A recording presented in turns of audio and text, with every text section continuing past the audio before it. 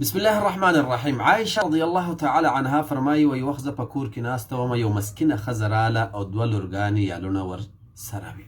وایي زما نه یو شی وغوښته، نو زه په کور کې وګرځېدلم، 3 کجورې یا خرماوې مې پیدا کړې او هغه مې راوړې دې ښځې ته مې ورکړې. نو دا ښځه راپاڅېدل او دا یې ډېر په انصاف تقسیم کړې، یوه یې یوې لور ته ورکړه، بله یې بلې لور ته ورکړه او دا درېیمه یې خپله راواخیستل چې غوښتل یې چې ویې خورې. خو دا لوڼې چونکې چې ډېرې زیاتې به وږې وې، نو هغو زر زر د خپلې خرماوې خولې ته واچولې او د مور سره چې کومه خرما وه دې ته هم لاس واچوه. مور ته وویل چې دا خرما هم موږ ته راکړه.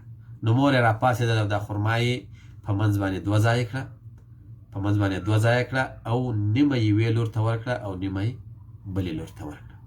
نو عایشه رضی الله عنها فرمایي وایي کله چې د دې دا کار ما ولیده نو فاعجبني شأنها، دا کار یې ماته ډېر زیات خوند راکړ. نو بیا وروسته رسول الله صلی الله علیه وسلم ته مې دا خبره وکړه، فذکرت ذلك لرسول الله صلی الله علیه وسلم. نو رسول الله صلی الله علیه وسلم د دې په حقله کې ماته یو خبره وکړه. ستاسو څه فکر دی چې رسول الله صلی الله علیه وسلم به څه خبره کړې؟ یو ډېره عجیبه خبره یې کړې ده او دا حدیث چې کوم دی دا امام مسلم رحمه الله په خپل صحیح کې رانقل کړی او صحیح حدیث دی.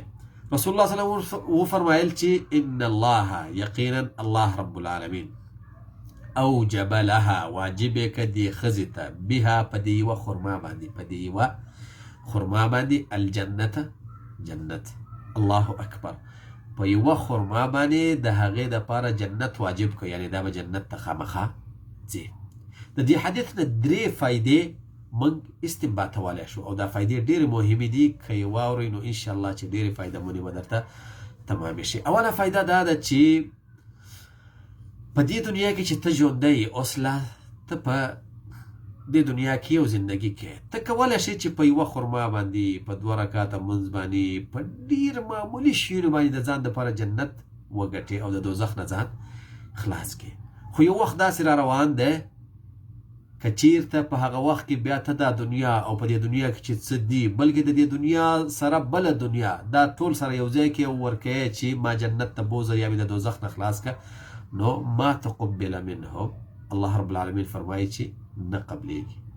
په دې دنیا کې د یوې جنت د یوې خرما په مقابل کې جنت درکوي، خو په هغه وخت کې چې کله د روح د بدن نه وځي او حقایق هر څه په سترګو ووینې، نو بیا که ټوله دنیا ورکوي، بیا که مور پلار ښځه ورونه قبیله او په دې دنیا کې چې هر څه دي دا ټول ورکوي، ثم ینجیه او بیا ته وغواړې چې د عذاب نه دې خلاص کړي، نو ځان نشي خلاصولی. نو اوس لا ځان هوښیار که او جنت د ځان دپاره وګټه. د دې دنیا په زندګۍ باندې مه دوکه کېږه. دا دنیا پاتې کېږي، زما دې په الله رب العالمین قسم چې دا دنیا پاتې کېږي. هېڅوک په دې دنیا کې باقي نه پاتې کېږي. که ته هر څومره مالداره یې، که ته هر څومره ځوان یې، قوت والا یې، ډیوټي دي، وزارتونه دي، د دنیا پیسې در سره یې، د دنیا شناخت او تعارف او واسطې او شفاعتونه دي، خو بیا هم هر څه ختمیږي. نو لاجل هذا د هغې دنیا دپاره کار وکړه. دویمه فایده دا ده چې که چیرته الله رب العالمین د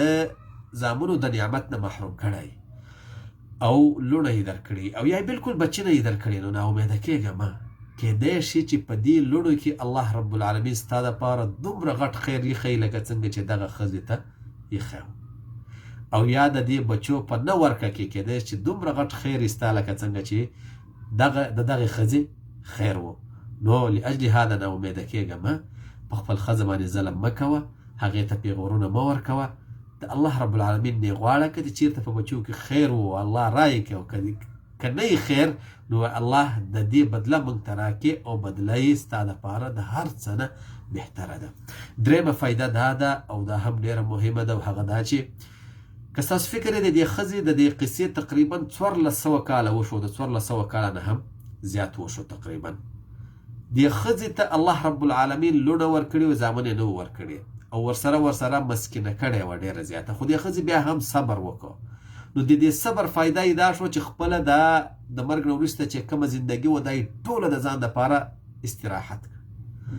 یعنی په دې دنیا کې هغې 80 کاله تېر کړه په تکلیف باندې، خو د مرګ نه وروسته دا 1400 کاله اوس کېږي، د قیامته پورې به لا نور څومره وخت پاتې او د قیامت نه وروسته خو ابدي زندګي ده. دا زندګي ټوله د ځان دپاره ښایسته او ښه کړه. دغسې ما او تا هم یو. که چېرته په ما او تا باندې تکلیف وي، مسکنت وي، یا یو غم وي، یا مشکل وي، یا یو په هر څه کې که موږ راګیر یو یا خوشحالي را باندې، موږ په دې دنیا کې صبر وکړو او د الله رب العالمین د اوامرو او د هغه د نواهیو خیال وساتو او د الله رب العالمین د حدودو خیال وساتو، نو دا دنیا صحیح ده یو څو ورځې به په تکلیف تېرې شي، خو هغه دنیا به مو ښایسته وي.